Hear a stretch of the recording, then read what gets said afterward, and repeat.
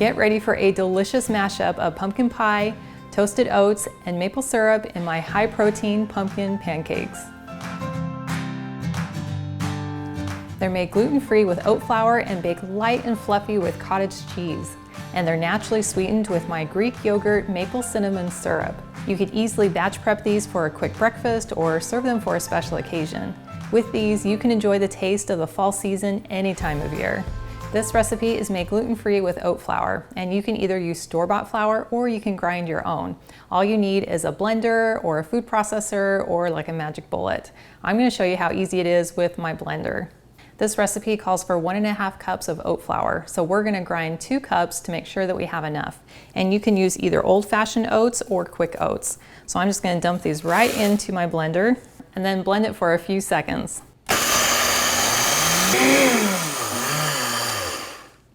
And just like that, you have the super powdery fine oat flour. Now you can also use your blender to mix up your pancake batter, but I do recommend that we start with our wet ingredients. So we want to dump out our oat flour into a separate bowl, and then we'll add our wet ingredients, which includes 2 eggs plus 3 egg whites, just to increase the protein of these pancakes. Then we'll add 1/2 cup of cottage cheese, and you can use small curd or large curd, non-fat, low-fat, whatever you like. Then we'll add 1/2 cup of our pumpkin puree, which is not the same as pumpkin pie filling. Then we'll add 3 tablespoons of maple syrup, 2 tablespoons of milk, and my favorite is almond milk, 1 teaspoon of vanilla. And then we can measure in 1.5 cups of our oat flour. And then we're going to add 2 teaspoons of baking powder, 1/2 teaspoon of pumpkin pie spice, and 1/2 teaspoon of salt. And then we'll just put our lid on and blend this together.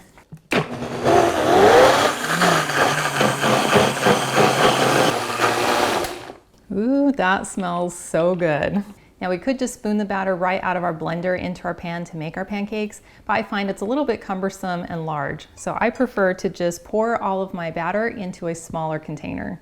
And then this bowl is a little bit easier to manage. Now to cook our pancakes, you'll want to use a non-stick frying pan.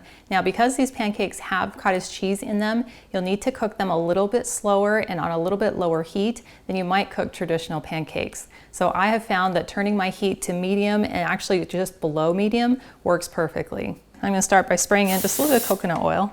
And then I'm going to measure in about 1/4 cup of my batter. And it is a little bit on the thicker side, so using your measuring cup, you can go ahead and just spread it around if needed to help make a nice circular shape. And because these are a little bit thicker, you're not going to see as many of those little bubbles that typically come up in pancakes. So you're going to flip it as soon as you can start to smell that it's nice and toasted.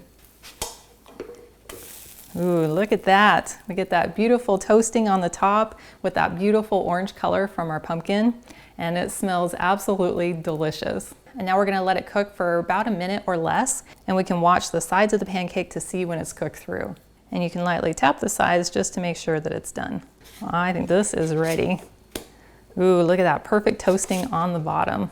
That is beautiful. And for flipping your pancakes, it really helps if you have a spatula that's got a really nice slim edge and it's very flexible, because then it's real easy to just bend it and scoop it underneath that pancake and give it a good flip. Each pancake is like a mini Picasso. No two are the same, but I just love how light and fluffy they cook. Now, if you're wanting to keep your carb count low, you could serve these with maybe a little bit of butter on top, or you can pour the amount of maple syrup that you consider appropriate for pancakes, and I won't judge. I like to add even more protein as well as a superfood by making a really simple Greek yogurt maple syrup with cinnamon. In a bowl, just add 1/2 cup of plain Greek yogurt, 3 tablespoons of maple syrup, 1/2 teaspoon of vanilla, and 1/4 teaspoon cinnamon. And then I'll just whisk this together until smooth. Ooh, that looks so good. I think I'm gonna go in for a pinky test. That is delicious. Tangy, sweet, with a hint of cinnamon. And now I can assemble what I consider my perfect high-protein pumpkin pancake. So I'm gonna take 2 of these gorgeous pancakes, and then I'll spoon some of this Greek yogurt over the top, making sure I get some of those beautiful drips down the side. And then to add an additional superfood as well as some crunch and texture, I'm going to add some toasted pumpkin seeds to the top. But of course, you could use any nuts that you like. Oh man, that looks good. That is delicious. I need more of that yogurt. That is an instant burst of flavor that tastes like the pumpkin pie with maybe a oatmeal crust, as well as almost like a cheesecake filling with that Greek yogurt.